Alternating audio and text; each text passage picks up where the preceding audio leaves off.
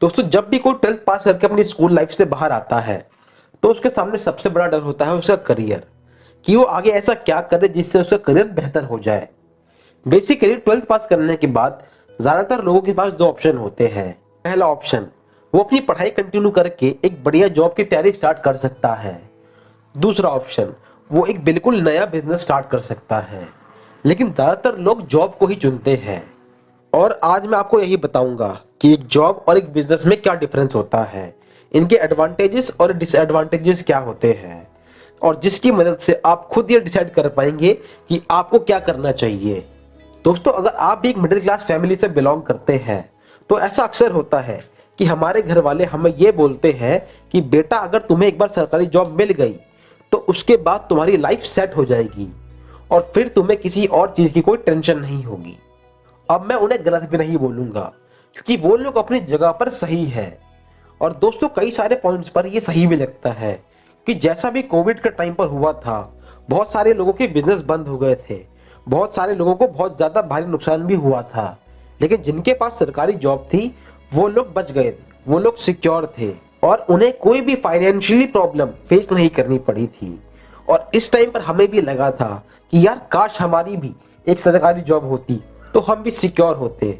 लेकिन जैसा कि आपको पता है, गवर्नमेंट जॉब को पाने के लिए कंपटीशन हद से ज्यादा बढ़ चुका है और गवर्नमेंट जॉब को लेने का प्रोसेस भी बहुत ज्यादा टाइम टेकिंग है। लेकिन गवर्नमेंट जॉब के कुछ फायदे भी है।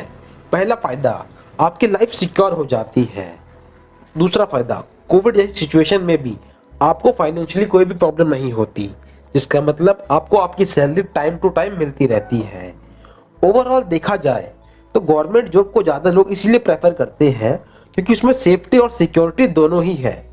अभी तक हमने सिर्फ गवर्नमेंट जॉब की बात करी, लेकिन अब थोड़ा प्राइवेट जॉब की तरफ भी नजर डाल लेते हैं। अब जब मैं प्राइवेट जॉब की बात कर रहा हूं तो ये समझ लेते हैं कि हमें एक आदमी जिसे हम बॉस कहते हैं उसके अंडर काम करना पड़ता है। मतलब आप अपनी मर्जी से कुछ भी नहीं कर सकते, जो आपका बॉस कहेगा आपको उसी हिसाब से सारा काम करना पड़ेगा। मतलब जॉब में आपको फ्रीडम नहीं मिलती है। दोस्तों जॉब में आपकी ग्रोथ लीनियर होती है। मतलब लॉन्ग टाइम के लिए आप अगर कहीं जॉब करते हैं तो धीरे धीरे आपकी ग्रोथ होती है, मतलब आपकी सैलरी बढ़ती रहती है। लेकिन इन जॉब्स का एक डार्क साइड भी है। कोविड के टाइम हमारे इंडिया में लगभग 12 करोड़ लोगों की जॉब जा चुकी है। अब जरा आप सोचो कि उन लोगों की जिंदगी कैसे चल रही होगी जिनकी जॉब जा चुकी है और सिर्फ उस जॉब पर ही डिपेंडेंट थी। और यही नहीं बल्कि बहुत बड़ी बड़ी कंपनियों के एम्प्लॉयज भी बेरोजगार हो गए। जैसा कि आपने जेट एयरवेज के बारे में सुना होगा, जिसके कई सारे एम्प्लॉय रातों रात बेरोजगार हो गए। और HAL जैसी बड़ी कंपनियों को भी अपने एम्प्लॉयज को सैलरी देने के लिए कई हजार करोड़ का लोन लेना पड़ा। और इसी वजह से इंडिया का अनएम्प्लॉयमेंट रेट 7.75% हो गया है और मई 2021 में तो ये 11.84% तक पहुंच गया था। दोस्तों एक टाइम था जब एक इंसान मेहनत करके पढ़ाई लिखाई करके एक अच्छी जॉब लेकर एक अच्छी लाइफ स्पेंड कर सकता था, क्योंकि उस टाइम पर ना तो इंटरनेट था और ना ही लोगों को इतनी नॉलेज थी। लेकिन आज जब सबके पास फोन है, इंटरनेट है और बच्चा बच्चा इंटरनेट चलाना जानता है, तो ऐसे टाइम में अपॉर्चुनिटीज ही अपॉर्चुनिटीज है। और कई सारे लोग तो हजारों लाखों सिर्फ ऑनलाइन बिजनेस करके कमा रहे हैं। बिजनेस, जब भी हम इस शब्द को सुनते हैं तो हमारे दिमाग में आता है यार बिजनेस स्टार्ट करने के लिए तो बहुत सारा पैसा चाहिए, बहुत सारा इन्वेस्टमेंट चाहिए। लेकिन ये सच नहीं है दोस्तों। बिजनेस स्टार्ट करने के लिए बहुत सारा तो नहीं लेकिन थोड़ा तो इन्वेस्टमेंट चाहिए, जिससे कि आप कोई भी बिजनेस स्टार्ट कर सको। दोस्तों बिजनेस में आपको ना तो कोई बॉस होता है, आप जब चाहे जैसे चाहे अपनी मर्जी के हिसाब से काम कर सकते हैं। बिजनेस में आपको फ्रीडम तो मिल जाती है, लेकिन दोस्तों बिजनेस में आपको पहले खर्चा करना पड़ता है और उसके बाद आपको कुछ प्रॉफिट मिलता है।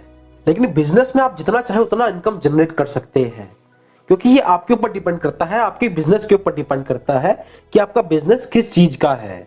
और अगर आपका बिजनेस एक बार सक्सेसफुली स्टैब्लिश्ड हो गया, स्टार्ट हो गया, तो आप काम भी नहीं करोगे तब भी आपको इनकम आएगी और इसे ही पैसिव इनकम कहते हैं। बिजनेस में एक इंसान उतना पैसा सिर्फ 5 या 10 साल में कमा सकता है जितना कि एक जॉब वाला अपनी पूरे जॉब में नहीं कमा पाता। अब दोस्तों मैं ये नहीं बोल रहा कि आपको बिजनेस ही करना चाहिए और जॉब करना तो बेकार है। ये तो पर्सन टू पर्सन डिपेंड करता है कि जिसको जो सूट करता है वो अपनी मर्जी से कुछ भी कर सकता है। अब कुछ फायदे और नुकसान बिजनेस करने के भी होते हैं और वैसे ही कुछ फायदे और नुकसान जॉब करने के भी होते हैं। अब पहले हम जॉब के डिसएडवांटेज और एडवांटेज के बारे में बात कर लेते हैं। पहला, जॉब में आपको हर महीने टाइम पर एक fixed amount as a salary के रूप में मिल जाता है। Second, intellectual challenge. दोस्तों इसका मतलब जॉब में आपको ऐसे चैलेंजेस मिलते रहते हैं, ऐसी मुश्किलें मिलती रहती है जिससे आपका दिमाग आपको ग्रो करने में मदद कर सकता है।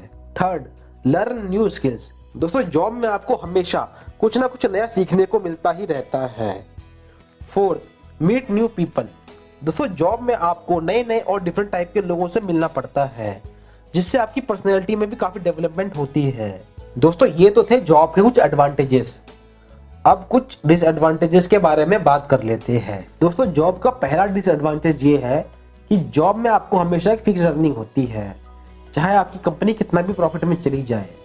दूसरा, सिक्योरिटी। दोस्तों जॉब में आपकी कोई भी सिक्योरिटी नहीं होती है जब तक कि वो गवर्नमेंट जॉब ना हो। Third, tax benefit.